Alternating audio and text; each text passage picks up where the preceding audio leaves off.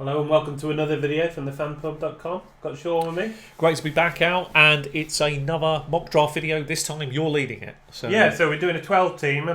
We know the biggest amount of leagues that people play in are 12. So we're going to do half point PPR and what to do if you're picking right at the back of the draft. Yeah, we rarely get involved. It's really strange actually, we don't get, and we probably will do more of these next year actually. We don't seem to get involved in the smaller leagues. I guess we become so hardcore at these large leagues. Yeah. We forget what we can do with a smaller most people play. league. And it is, and it's understandable. And a lot of these, of course, are office leagues or home leagues and stuff like that. So it all makes sense. I mean, you come into your draft room, you're like, pick last pick as usual. 12. That's good. We like that. That'd be good for us. So we're going to take it on and then see what we can do with it. Yeah, so 12 pick from 12 teams, half point PPR, standard setup. Let's see what we can do to help you and hope that you like the draft. And again, as always, as Al will tell you, tell us what you liked about the picks or didn't like. Did we miss somebody? And we'd love those comments and feedback. So let's see what we can do. So you're up.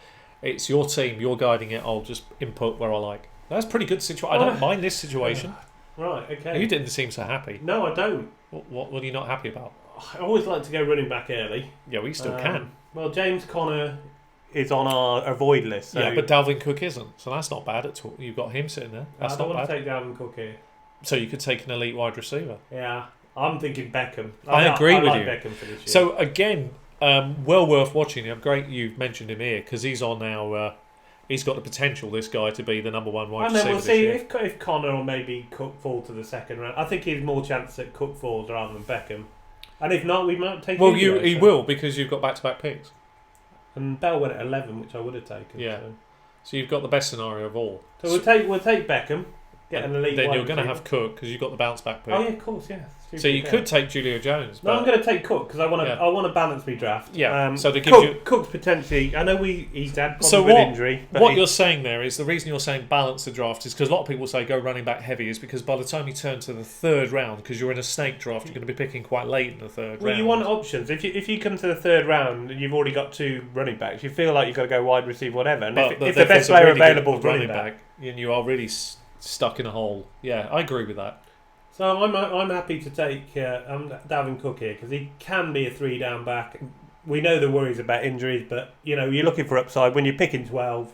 This is a 3-down back. You're looking for a player that could potentially finish in the top 5. He's got that capability. He could match the numbers of the top 4 running backs that are 3-down. And you've 3-down players. And you've picked him later. That are league winners, yeah. And because of the injuries, we're getting him at a discount. So we've got a top wide receiver, we've got a top running back. They're all going to fight for you, so let's see how it goes. Nice situation. Now we've just got to watch a lot of other elite players go off the board, but that's the way it is. You've been left with some interesting choices.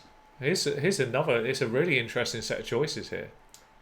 Yes. Now there's some nice players. I mean, I like Kittle in the third round. I'm a big fan for this year.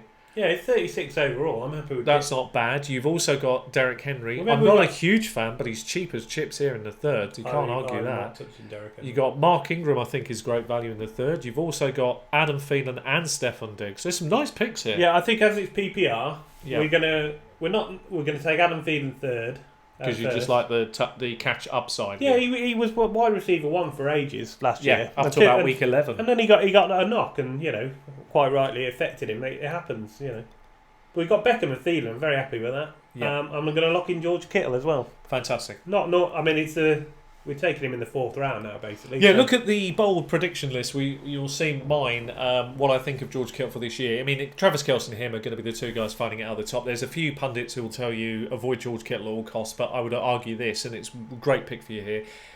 Just look at what the guy's done with a mixture of quarterbacks over his time and how it's projecting. Many people say they didn't have anybody else to throw to last year and give you all sorts of analytics about a third of the balls came his way. There's a reason he was open. That's the reason the ball came. I mean, when you're picking last, I mean, you have to take basically the best players that fall to you. Yeah. And I think, we've got Beckham and Thielen. I'd be very happy with them. You'd be happy with George Kittle. This could be... And Kittle and Cook. So with PPR, I normally like to stop on running backs early, but...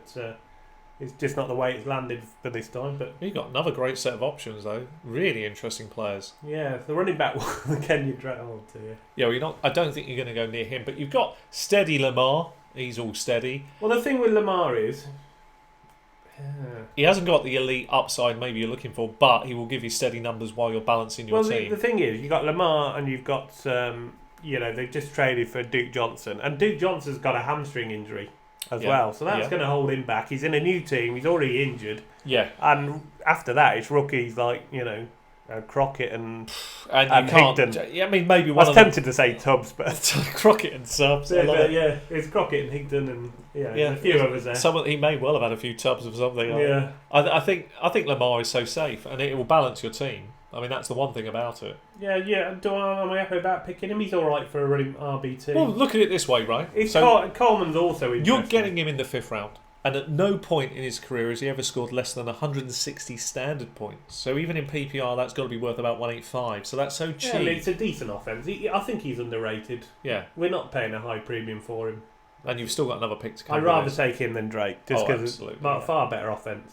I like Drake, but I think Miami hate him. They do seem to. Well, you've got some great options still ahead of you here. Look, so you could get Tyler, you could get Baker, you could go a number of directions here. They're all quite good. Yeah. If you wanted to go for, there's so many ways you could play this out here. I think with the team you've got. I think I'm going to take Tevin Coleman. I want to get another running back in. Yeah, and you just think that. I mean, look, there doesn't seem to be anybody competing with him now. Well, there's Breeder, isn't there? I like Breeder a lot. I think McKinnon might start on PUP on the season, and then basically Breeder and Coleman are probably going to share the role. But there's would there be a potential argument for somebody like a Miles Sanders to stash on the bench and see how it plays out? I think I'd take Coleman over him. Okay, that's fine. Sanders would be, if he came back to me, you might consider. I would, yeah. Yeah, okay. Because we've gone, we spent our premium picks on other positions, then we can stock up at RB a bit more. He hasn't come back to you. No. That's the first thing. Penny But there has. are some nice players that you can still take. Penny will have a value. You've got Eckler will have a value in half-point PPR. Got 136 in standard. I think you got 156 in half-point PPR. So that's pretty useful to you. You've also got some nice tight ends if you consider. You've got Curtis Samuel if you think like in one of the other videos you talked about him very highly. It's not a bad piece. I do like Curtis Samuel. So, I mean, he certainly offers you some really interesting value here. Yeah. And it's about the right price. So, not bad, this 12-man. You're quite enjoying it. Sammy Watkins? I'm not a huge fan. As you know, Sammy the Boot. But it's that offence. It sucks sucks you in. Any part of that offence. The thing with him is he sucks you in. He plays about 3 games. You just roll him into your lineup and then he dies. But when you got Thielen and Beckham, he can play 3 games and you can ride him to victory. Or watch him on your bench and drop him. Yeah, and say, why did I pick him Why did again? I pick the Boot? Yeah, I mean, will he let you down massive? I'd rather go with the youth guy. But you talked me into it beautifully. Well, why not go with this Curtis Samuel then? If you think the camp news is good, everything's trending his way, then why not stash him on the bench and see how it plays out with your studs at the top and use him as a flex player? Cam's the other one that's quite tempting. Although I do probably need a running back. Maybe Penny. It's a tough So one. if you think you need another running back, then take Rashid Penny because there is going to be a role there in that Seattle offense. Yeah, Rashard Penny. Yeah, definitely. And they have to give him chances because they put so much stock into him. You know what? I'm going to take Curtis Samuel. Okay. And what was the reason that you ended up deciding to go that route in the end? Oh, actually, You nearly drafted Sterling Shepard there for a moment. You hesitated. Yeah.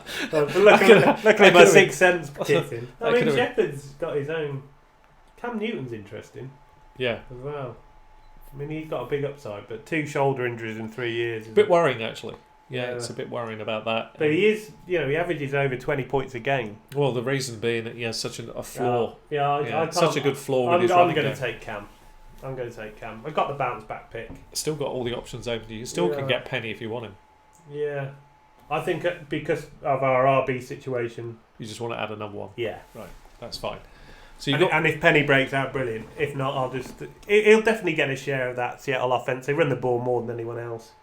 Interesting. Some players really flew off the board there, which really kind of interested me. I noticed there, what surprised me, you look at some of the players you thought might still be out here at this point of the round 9. Look at that. Devin Singletary went off the board. Emmanuel Sanders, some bargains there. Yeah, I Some like bargains Sanders. I was there. hoping he'd get back to me, and he hasn't. Well, you have got some nice options. I mean, you've taken Coleman. Would you consider Matt Breida? I'm absolutely going to take Matt Breida. Yeah. If one of them gets injured, there's even bigger upside with him. and that just locks down what you want. Yeah, I love Breeder, especially at that. Well, now you've got in the hundreds. now you've got an interesting situation. I mean, this is interesting as well. And we've just seen this tells you a lot, doesn't it? That we've just seen Devon Singletary go off the round earlier than the so-called starter. LaShawn McCoy is still sitting out on the board. It's amazing, isn't it? People are starting to catch up with this. Yeah, fascinating stuff. Okay, what would work with your team? I suppose I've got a player I really like, but I hope he can get back to me. Well, at this point of the draft, what player? Because I know you like to keep close to the ADP. Which player do you like out the list that's either being provided or is close to it that you feel is fair? I mean, Peyton Barber's potentially a starter. Ballage is potentially a starter, but in a bad situation, I think. Nine Hines, 73 catches was arguably quite useful. If it was full point, I'd be more interested. Yeah, but half point, not really your bag here. You know, you got Duke. I mean, you know, why is he not the handcuff to our guy? Yeah, I guess they haven't updated that, but okay. So it's a question. Do you want to cover at this stage before? Are you thinking anything about another quarterback now, or would that worry you keeping Cam because of the shoulders, or are you thinking you don't need to do anything about that? I mean, Terrell Williams is also interesting.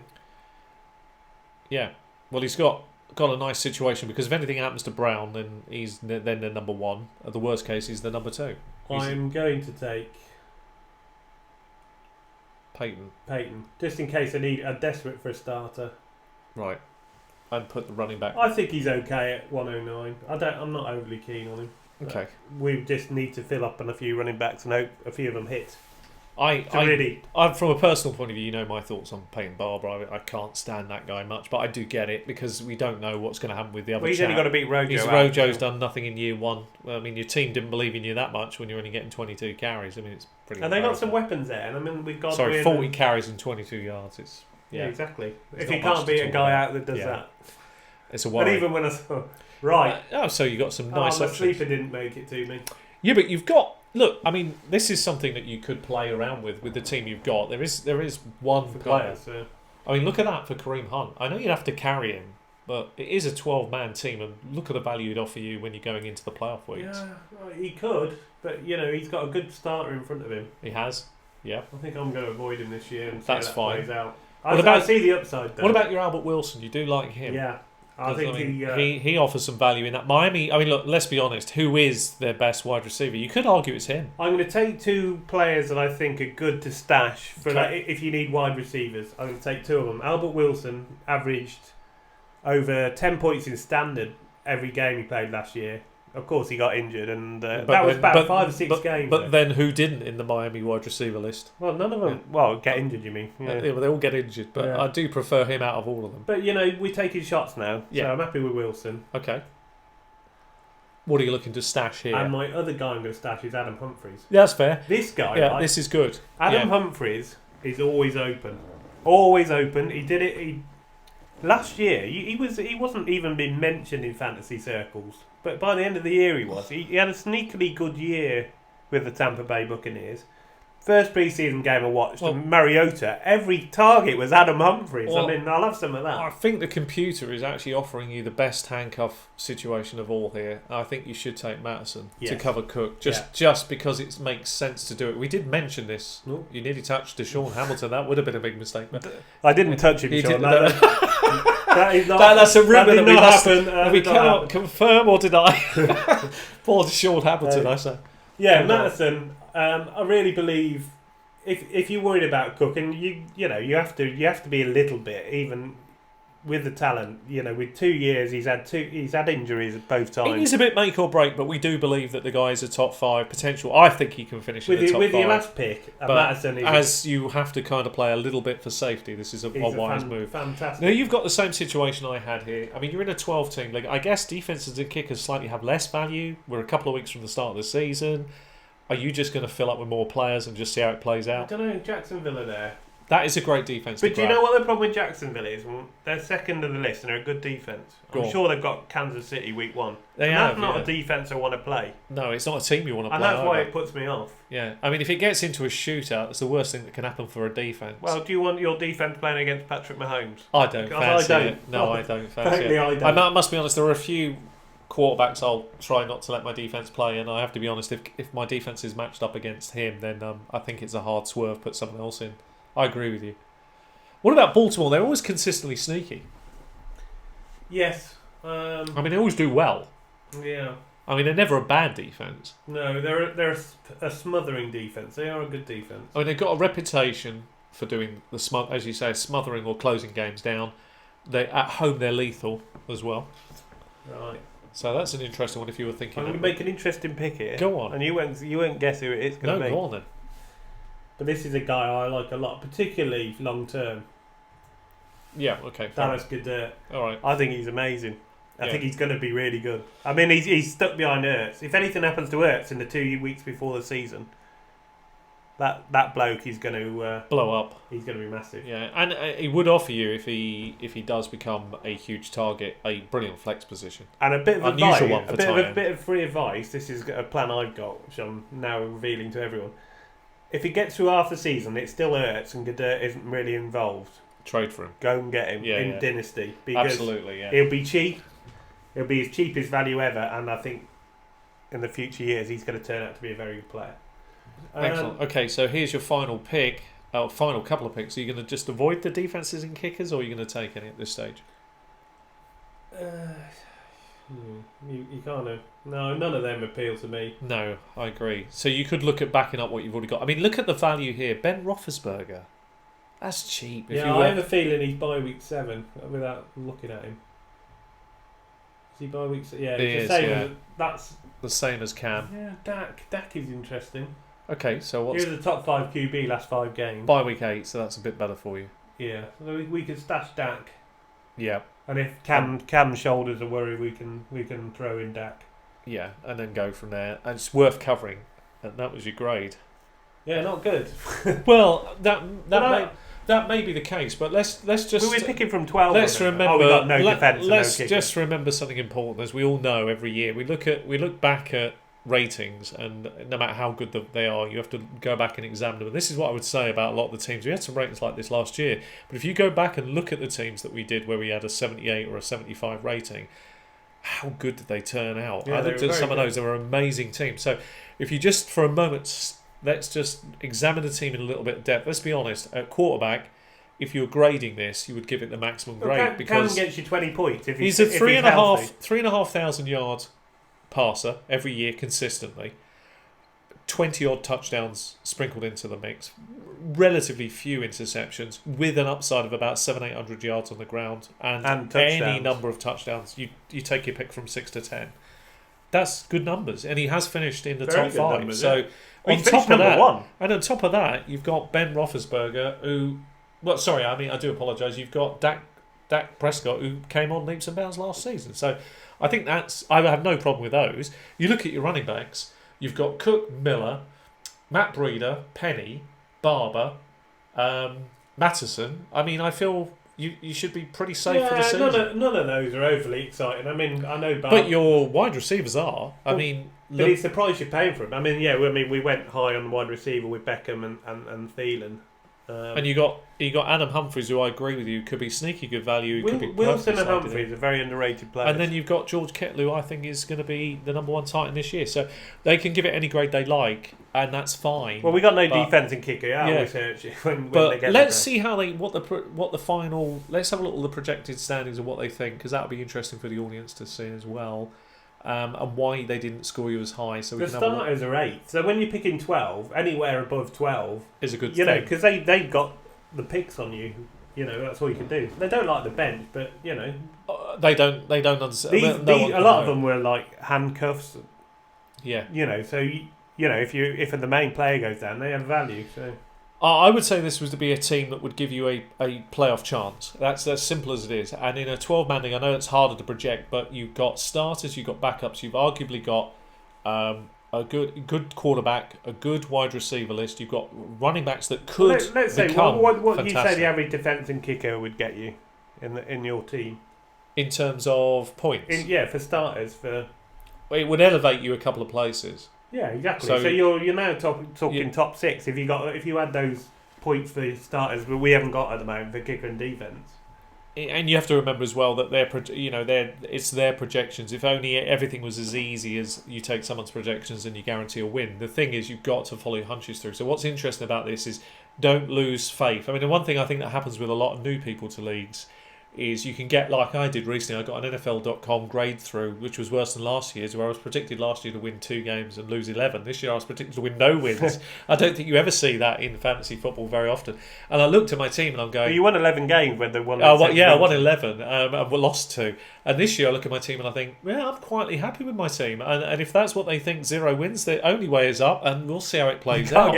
Can't get worse than that. So... let's see how it plays out. It's not like I was stretching all over the field. I mean, I wouldn't mind if it was a disaster. Let's hope, number 1's right. Can't stop the Thielen because he's on my team. Yeah, so he is. Yeah. I'm going to feel his wrath. Okay. I'm not saying it's the best team I've ever drafted, but you'll see in a year whether it was any good or not. You can't really tell now because, it's all... all you can do is from that position is the best. We welcome your opinion. Look, I like the team's upside. That's all that you need to worry about. Can it compete with anybody on any given Sunday? And the answer simply is yes. And there are some boom players in there. Dalvin Cook could explode this year. You've got some backups to support what you've already done. So if Coleman fails you've got Breeder who might take off. And he's been sneaky good. I'm a big fan of Breeder. I think that's okay, and we'll see how it plays out. We'll look back. Okay, what do you think? Let us know in the comments. Leave a like if you've enjoyed the pain and misery of picking where I am from 12. At least you didn't have Elliott, Green, Brown. Yeah, you won't give up all those ones. Okay, well, thanks very much for watching, and we'll see you next time.